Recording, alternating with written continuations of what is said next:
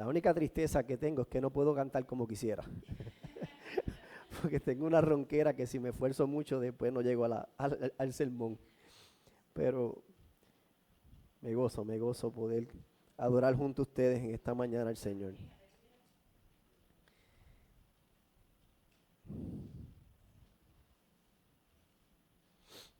Hoy nuestra oración pastoral por la iglesia está basada en el libro de Mateo, capítulo 28, versículos 18 al 20.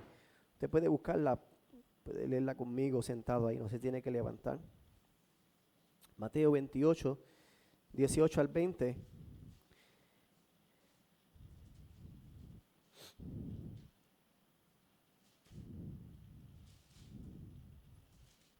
Dice así: y Jesús se acercó y les habló diciendo: toda potestad me es dada en el cielo y en la tierra. Por tanto, id y haced discípulos a todas las naciones, bautizándolas en el nombre del Padre, y del Hijo, y del Espíritu Santo, enseñándoles que guarden todas las cosas que os he mandado. Y he aquí, yo estoy con vosotros todos los días hasta el fin del mundo. Amén. Jesucristo una vez cumplió su propósito aquí en la tierra y resucitó, dejó una gran comisión a los discípulos. Y esta gran comisión no se limitó a aquellos que estaban con él en aquel día, sino que nos incluye a todos nosotros. Y es que nos ha sido encargado ir y hacer discípulos a todas las naciones. La buena noticia es que nosotros se nos ha dado el poder para hacerlo, porque Jesucristo dice: toda potestad me es dada en el cielo y en la tierra. Así que la misma potestad que se le fue dada al Señor Jesucristo, Él nos las ha dejado a nosotros, ese poder por medio de su Espíritu Santo, para que nosotros salgamos y hagamos discípulos, los bauticemos y le enseñemos todas las cosas. Así que mi oración esta mañana es para que el Señor nos ayude a poder cumplir con ese llamado que tenemos como iglesia. Es un llamado que no va dirigido a los pastores solamente o a algunos hermanos, sino que es un llamado para toda la iglesia. Así que, Señor y Padre bueno, te rogamos que en tu misericordia y en tu gracia tú nos ayudes, Padre, a poder cumplir con el mandato que tú nos dejaste a cada uno de nosotros. El día que fuiste ascendido, Señor, nos dejaste la gran comisión de ir por todo el mundo predicando este evangelio, para que aquellos que crean en ti puedan ser bautizados en tu nombre y nosotros podamos enseñarle todas las cosas que tú nos has enseñado, Señor. Ayúdanos, Padre, a cumplir con ese propósito, Señor, que tú nos has dado, Señor, reconociendo que al vivir en tu propósito podemos tener buenas vidas, Señor. En Cristo Jesús, Señor nuestro. Amén, amén. Ahora sí le invito a que me acompañen en sus Biblias en el libro de Lucas, capítulo 6. Lucas, capítulo 6. Y vamos a estar leyendo los versículos del 1 al 11.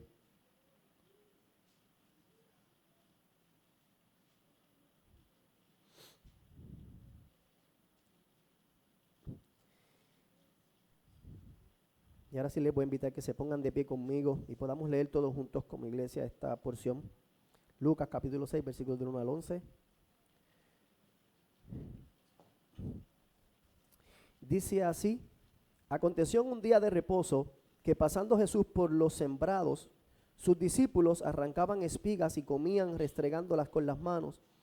Y algunos de los fariseos le dijeron: ¿por qué hacéis lo que no es lícito hacer en los días de reposo? Respondiendo Jesús les dijo: ni aun esto habéis leído, lo que hizo David cuando tuvo hambre, y él y los que estaban con él, cómo entró en la casa de Dios y tomó los panes de la propiciación, de los cuales no es lícito comer, sino solo los sacerdotes, y comió y dio también a los que estaban con él. Y les decía: el Hijo del Hombre es Señor aún del día de reposo.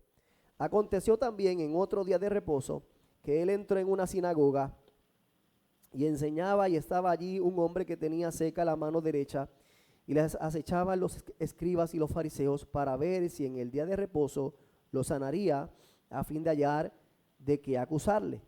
Mas él conocía los pensamientos de ellos y dijo al hombre que tenía la mano seca: levántate y ponte en medio. Y él, levantándose, se puso de pie. Entonces Jesús le dijo, os preguntaré una cosa, ¿es lícito en día de reposo hacer bien o hacer el mal? ¿Salvar la vida o quitarla?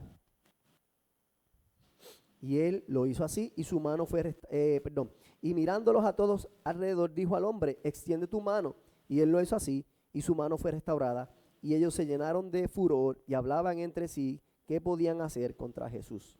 Oramos. Señor y Padre bueno que estás en los cielos, venimos delante de tu presencia, Señor, en esta mañana para rogarte, Señor, que por medio de tu palabra tú nos ministres y nos hables a nuestras vidas, Señor, de manera que podamos cada día crecer a la estatura del Hijo de Dios, Señor. Permítenos, Dios mío, poder predicar tu palabra de manera fiel, Señor, y que tú seas glorificado en todo. En Cristo Jesús, Señor nuestro. Amén, amén. ¿Se pueden sentar, amados?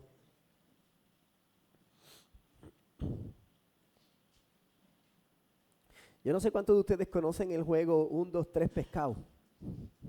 Yo creo que casi todos nosotros hemos jugado algún día ese juego. Y la realidad es que a veces cuando jugamos ese juego, ¿verdad?, donde estamos de espalda tratando de alcanzar a esa persona que queremos llegar allí primero, a veces la persona que le corresponde, ¿verdad?, el contar 1, 2, 3 pescado, tiende a ser medio quisquillosa. Y con esto me refiero que a veces pareciera que él no quiere que nadie lo toque o que nadie lo alcance.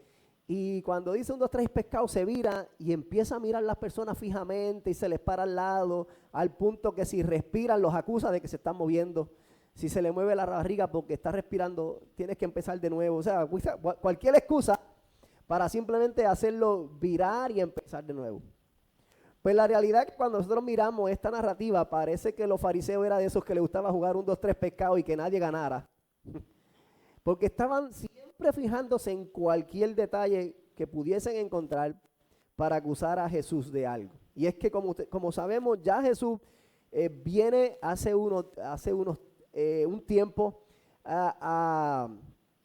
hablando o demostrando la autoridad que él tiene. Vimos la semana pasada que predicó el hermano Eder, donde él no solamente vino para sanar a aquellos que se creen que están sanos, sino que él vino a buscar a todos aquellos que están necesitados.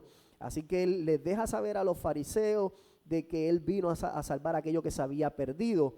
Pero anteriormente a eso, él había hablado, Jesús, habían estado estudiando, que fue donde predicó el hermano Oscar, acerca de que Jesús no solamente tiene la autoridad para perdonar, sino que quiere hacerlo. Jesús tiene autoridad para perdonar pecado. Que vamos viendo que Jesús cada vez va demostrando que él tiene autoridad no solamente para sanar, tiene autoridad sobre la naturaleza, tiene autoridad para perdonar pecado, viene a perdonar a aquellos que necesitan y que creen y confiesan de que tienen necesidad de él. Ahora no solamente viene a demostrar eso, sino que también viene a demostrar que Jesús es el verdadero reposo. Él tiene autoridad sobre el sábado. Y entonces eso es lo que nos encontramos en esta narrativa. A Jesús ahora no solamente tiene autoridad para sanar, tiene autoridad para perdonar pecado, ahora dice, yo soy el Señor del sábado. Yo soy el verdadero reposo. Y en el contexto de esta narrativa, que sabemos que habla acerca del sábado, del reposo, cuando hablamos acerca del sábado, eso tendríamos que movernos hasta Génesis capítulo 2, versículo 3, donde Dios mismo, luego de haber finalizado de crear toda la naturaleza, él dijo, y bendijo Dios al séptimo día y lo santificó, porque en él reposó de toda la obra que había hecho en la creación. Y es que sábado lo que significa cesar de hacer algo. Y a medida que transcurre el tiempo, Dios comienza a revelar un poco más acerca del sábado, del día de reposo. En Éxodo 20, versículo 8, al Dios declarar los 10 mandamientos a Moisés, estableció o procuró que Israel guardara el día de reposo. Esto con el propósito de que todo el pueblo descansara, incluyendo los extranjeros, los siervos, las siervas, las criadas, los animales. O sea, el punto focal era de que todo el mundo pudiese descansar y congregarse o consagrarse para el Señor. Pero luego, cuando Dios libra al pueblo de Egipto y más adelante no solamente comienza a establecerlo como un día de reposo, sino que él utiliza en Deuteronomio 5:15 que el Sabbat no solamente era un día para descansar, para consagrarse, sino que también apuntaba a la liberación que Dios había hecho del pueblo de Israel de Egipto. Deuteronomio 5:15 dice: acuérdate que fuiste siervo en tierra de Egipto y que Jehová tu Dios te sacó de allá con mano fuerte y brazo extendido, por lo cual Jehová tu Dios te ha mandado que guardes el día de reposo. O sea, en cierta medida, él cada vez estaba revelando un poco más acerca de el verdadero significado del sábado, del sabbat, del reposo. Primeramente, Dios reposó de la obra, es un día para descansar, es un día para consagrarse y es un día para entender que solamente Dios es el que trae liberación. Y por lo tanto nos consagramos a Él. Es un día para acercarnos a Dios. Así que el sabbat o el día de reposo fue instituido con el propósito de que el pueblo de Dios descansara físicamente, número 1, buscara la presencia de Dios, número 2, y recordara que Dios fue quien los libró de la esclavitud. Ahora, ¿qué pasó? Que con el tiempo, los hombres, como a nosotros nos gusta siempre ganando las cosas por nuestros propios méritos, eso se llama, tenemos un corazón legalista por naturaleza, comenzaron a añadir ordenanzas y tradiciones y cada vez reglas y más reglas a la ley establecida por Dios, al punto que se empezaron a prohibir hasta 39 tareas, o sea, cosas insignificantes. No vamos a hablar de cada una de las tareas insignificantes que cada vez se le añadieron, porque ese no es el punto focal. Pero el punto que queremos llegar es que buscaban cada vez añadir más cargas de las que inclusive Dios había establecido, cosas que Dios no había establecido.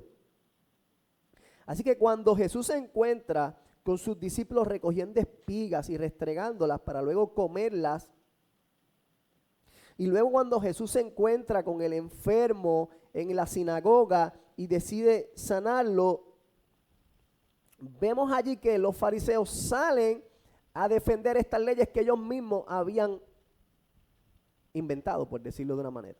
O sea, las leyes que ellos habían inventado. Entonces, cuando vemos la narrativa del capítulo 6, del 1 al 11, vamos a ver dos secciones. Una del 1 al 5, donde Jesús está recogiendo, está caminando con sus discípulos arrancan espigas y comen. Y luego del 6 hasta el 11, donde Jesús en la sinagoga decide sanar a algo. Y en ambas narrativas, que son cortas, tienen un mismo punto focal. De parte de los fariseos es que ellos tienen un cuestionamiento, un reclamo hacia Jesús, y es: ¿acaso no es ilícito hacer esto? O sea, ellos están buscando acusar a Jesús de hacer algo que no se supone que haga. Versus, vemos a Jesús contestando de dos maneras diferentes en ambos casos. En ambos casos, los fariseos y escribas están acusando a Jesús de hacer lo que no es permitido hacer, y en ambos casos Jesús primero, por un lado, Jesús hace un reclamo acerca de sí mismo, y luego entonces hace una pregunta para entonces sacar a relucir el verdadero corazón de los fariseos. Entonces, cuando Jesús se encuentra con sus discípulos que estaban arrancando espigas, ¿verdad? Que ellos aprovecharon aquel momento exacto para decir que estaban rompiendo la ley. En ningún lugar de la ley se establecía que las personas no pudiesen comer. Lo que no se podía si era tomar lo que dice el as o el os, nosotros diríamos el machete, y salir a cortar y coger y recoger como parte del trabajo diario para hacer negocio. Pero sí se permitía poder, sobre todo para aquellas personas que no tenían recursos, inclusive pasar por el campo de alguien y necesitaba comer algo y seguir comiendo. Así que ellos sacaron completamente de contexto lo que la ley enseñaba para entonces venir a acusar a Jesús de hacer lo que era ilícito. No él directamente, sino sus discípulos, que es lo que ellos siempre estaban buscando. Anteriormente ya habían acusado a los discípulos de por qué no ayunaban. Mire cómo son las cosas. Por un lado, se le acusa de por qué no ayunan, y ahora por qué comen. Entonces, que pobrecita gente. Pobrecita gente.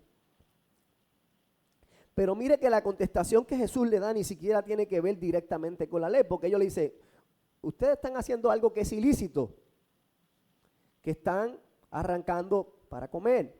Y Jesús lo lleva a la palabra, lo lleva a Primera de Samuel, capítulo 21, versículos del 1 al 6. Tuvimos la oportunidad de predicar esto en Gracia Redentora hace unos meses atrás.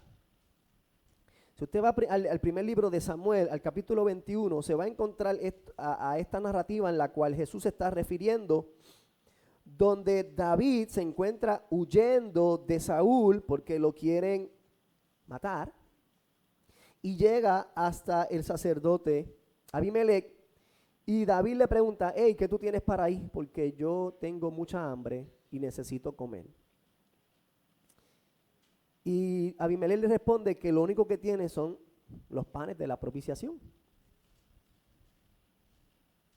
Así que Abimelec lo que hace es que retira esos panes de la propiciación y coloca otros panes más frescos y le da los panes viejos a David para que coma. Que coman él y los que estaban con él. Y según la ley se supone que eso no se hiciera, que los panes de la propiciación eran solamente para los sacerdotes. Jesús le está diciendo ahora aquí, si David, que era un hombre, entró al templo y tomó los panes de la propiciación, no vemos que Dios haya castigado a David por eso, no vemos que Dios haya castigado a Abimelec por eso, no hay ningún reclamo de Dios directo, y sabemos que cuando Dios quiere reclamar algo, lo hace punto y ya, porque anteriormente cuando vemos el libro de Samuel, ¿verdad? Y perdone que me saque un poco pero de contexto, pero para que podamos entender, los hijos de Elí que estaban haciendo lo incorrecto delante de Dios, un día, pum, murieron. Elí, pum, murió. Pero David entra, toma el pan de la propiciación en un caso de una emergencia y come. Y ahora Jesús le dice, si David hizo eso, entonces ¿por qué yo no? Si yo soy el Hijo del Hombre y yo soy el Señor del sábado. Así que no solamente le está diciendo que es permitido porque la razón por la cual ellos lo están tomando es porque tienen una necesidad fisiológica que deben cubrir, o sea, que tienen la razón para la que pueden hacerlo es porque hay una necesidad que están cubriendo fisiológica, queriendo decir que es más importante el bienestar del ser humano que cumplir con la ley de hombre, el dogma, la tradición, sino que ahora le dice, y además yo soy el Señor del sábado. Por si acaso ustedes no lo sabían. Por eso él le dice,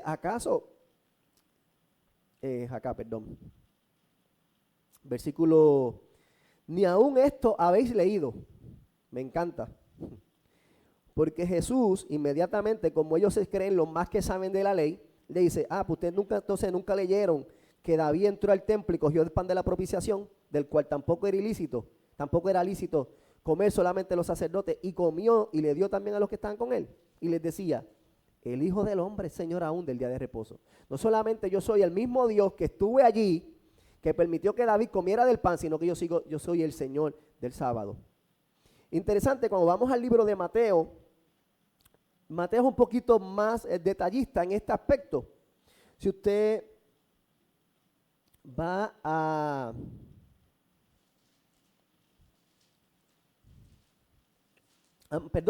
si usted va a Marcos capítulo 2, versículo 27, Jesús también le dijo, el día de reposo fue hecho por causa del hombre y no el hombre por causa del día de reposo. No solamente que él está diciendo que él es el Señor del sábado, cuando leemos en la narrativa de Marcos, le dice, el día de reposo fue hecho por causa del hombre, no el hombre por causa del día de reposo. Ellos estaban añadiendo unas cargas que no correspondían al día. El día de reposo fue hecho para que el hombre pudiese descansar físicamente, recuperar fuerza, para que pudiera consagrarse con Dios y para que pudiera adorar al Señor. Pero no era para que se volviera un agravio para ellos, sino que un descanso para ellos, un reposo para ellos. Jesús no estaba reinterpretando lo que representaba el sábado, sino que estaba trayendo una revelación, más claridad a lo que éste apuntaba. Mientras que los fariseos habían convertido en una carga, ahora Jesús le está diciendo, yo fui el que establecí el sábado a fin de que tuvieran descanso para su bienestar. Lo que nos lleva entonces al segundo punto, o la segunda parte. de este relato, que lo vemos también nuevamente en otro día de reposo. Aconteció también que en otro día de reposo, que él entró en la sinagoga y enseñaba, y estaba allí un hombre que tenía las manos secas. Aquí se encuentra Jesús haciendo lo que ya él estaba acostumbrado a hacer, que era llegar a la sinagoga y enseñar. De hecho, esta no sería la primera vez que Jesús sanaba a alguien en un día sábado. Porque si nosotros vamos hacia atrás en Lucas, nos vamos a dar cuenta que en un día sábado él libertó a un endemoniado y luego salió a casa de la suegra de Pedro y allí la sanó. Así que no sería la primera vez, pero obviamente vemos que los fariseos se van encontrando con Jesús y van cada día más empezando a ver que hay algo que no le está gustando de él. Empieza a haber resistencia de parte de los fariseos. Y sabemos que ya lo están siguiendo. ¿Por qué? Versículo 7 dice, y le acechaban los escribas y los fariseos para ver si en el día de reposo sanaría a fin de hallar de qué acusarle. O sea, ya no era solamente que estaban allí porque querían aprender, sino que estaban allí porque querían realmente encontrar la oportunidad para poder acusar a Jesús de algo. Interesante, versículo 8, que Jesús conoce los pensamientos. No solamente los pensamientos, conoce los corazones. Ya anteriormente en la narrativa del hombre paralítico a quien él perdona los pecados, él le dijo, ¿que ustedes qué creen que es más fácil, perdonar pecado o sanar a alguien? Pues para que sepan que Dios, que yo tengo poder para hacer ambas cosas, levántate, toma tu lecho y camina y vete. La autoridad de Jesús no estaba restringida a ninguna cosa. Él tenía el poder para hacer como él quería. Y ahora él aquí, conociendo los pensamientos, le dice, mas él conoce los pensamientos y dijo al hombre que tenía la mano seca, levántate y ponte en medio.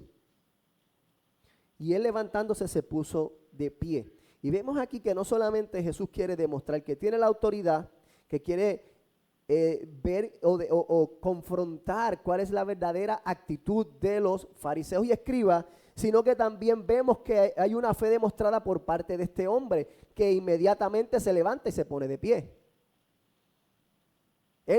Este hombre no pidió que lo sanara. Si usted se fija, en ningún momento este hombre fue donde Jesús, ¿me puede sanar? No fue un pedido que él hizo.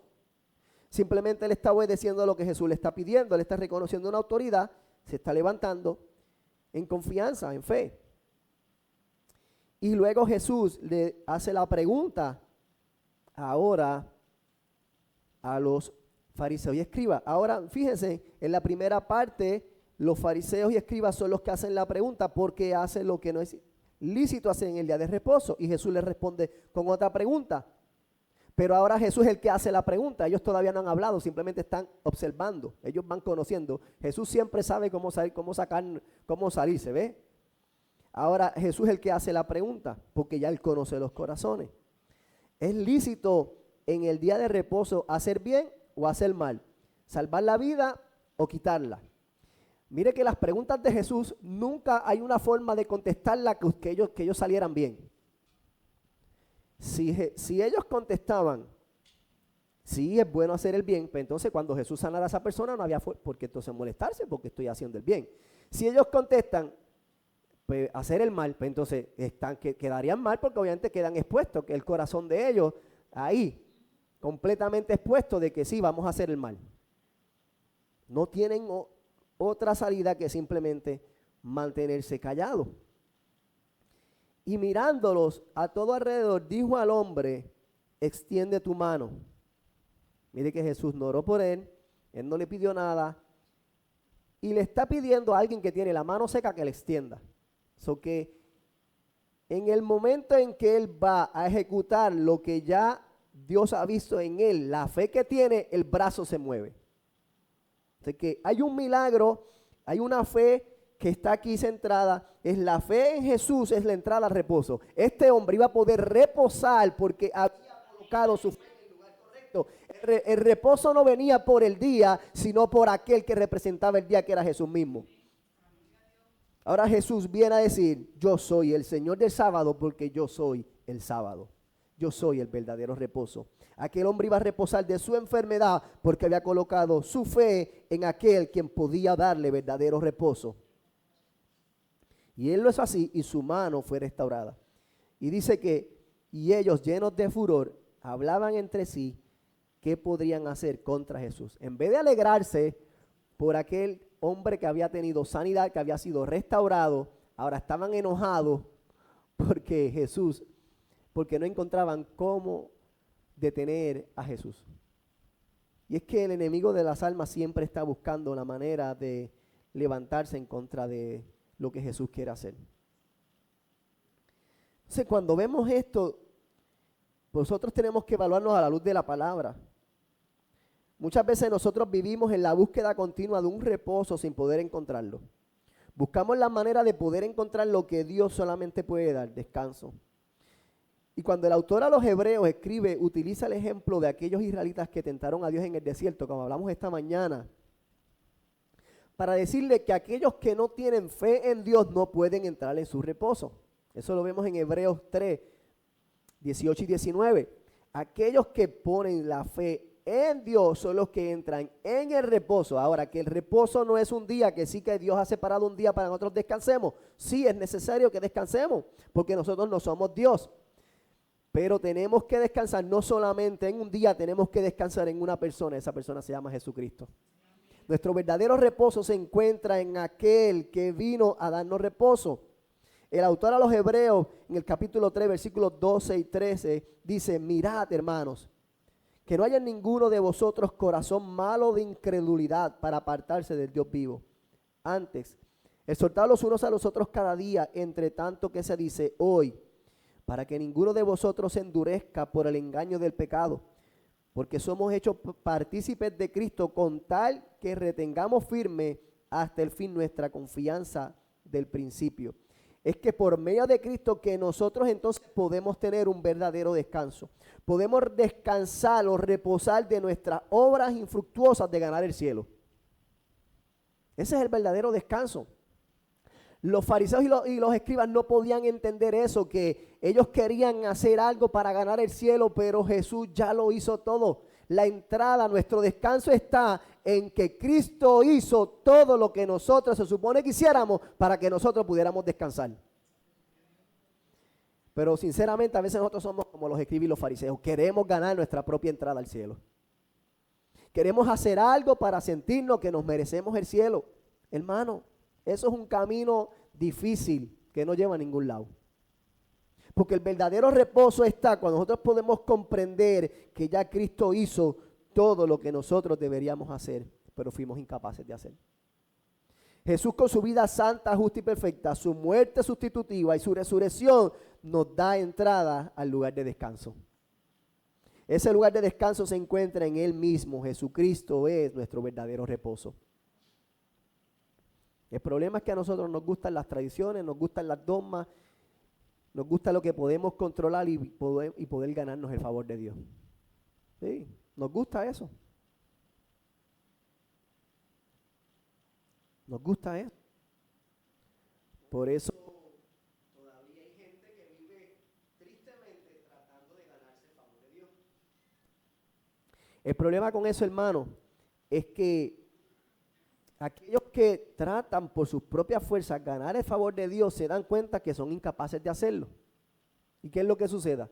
Por eso vemos que hay personas que comienzan en el evangelio y luego se salen del evangelio. Dice, ¿realmente esta persona estaba descansando en Dios o estaban descansando en ellos mismos? ¿Por qué? Porque cuando usted ve que usted no puede lograr algo que usted hace, se quita.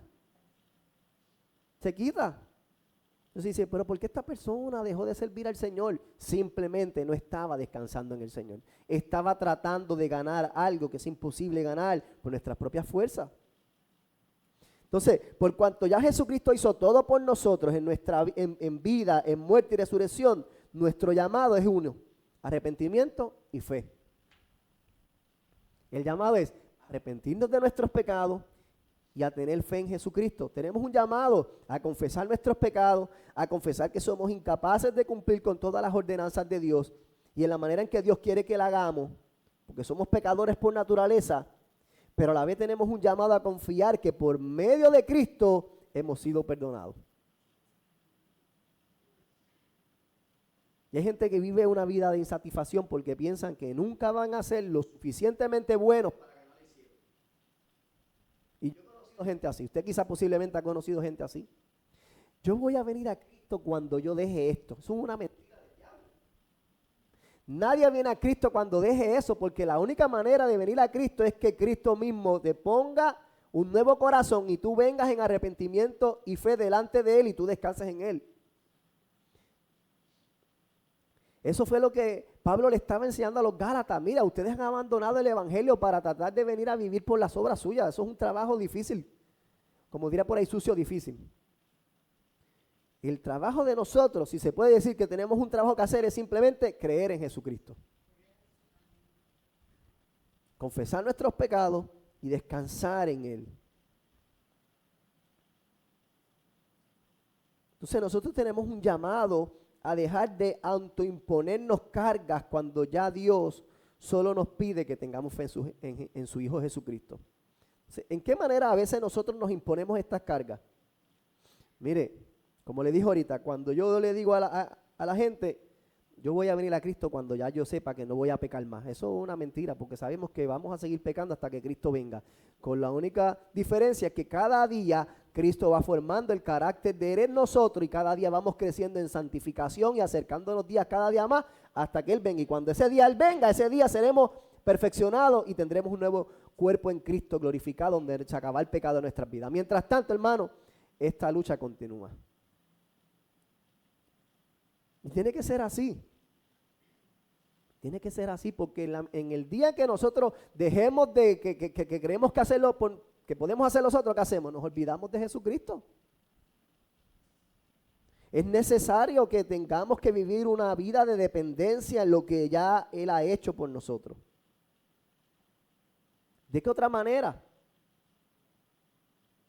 Cuando esperamos que la gente se comporte de X o Y manera para poder considerarlo un cristiano.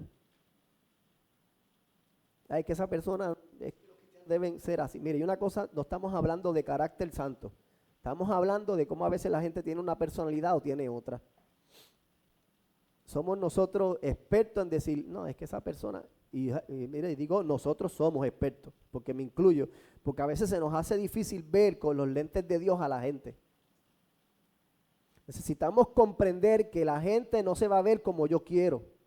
La gente va a ser diferente. Y cuando nosotros entendamos eso, mire, el Señor va a empezar a traer personas aquí, se lo estoy diciendo, hermano, que el Señor va a empezar a traer personas aquí y no van a ser como nosotros esperamos que sean, van a ser lo que Dios quiera que sean y tenemos que recibirlo con brazos abiertos y dejarle que el Espíritu Santo sea el que cambie los corazones para que luego entonces podamos ver la obra de transformación en las vidas. Y el carácter de la persona va a empezar a cambiar, pero su personalidad no va a cambiar. Hay gente que va a ser más jocosa, otras menos jocosa, otros más serios, otros menos serios, otros más habladores, otros menos habladores. Pero nosotros no podemos vivir esperando que la gente se comporte como yo quiero que se comporte. Y eso tengo que recordármelo también, hermano. No se piense que es usted nada más. Yo tengo que recordármelo. Porque a veces los pastores quisiéramos ser como el Espíritu Santo, metiéndonos por dentro a la gente y cambiarlo. Y después te dice, Señor, perdóname, Padre, porque esa obra te corresponde a ti, no a mí.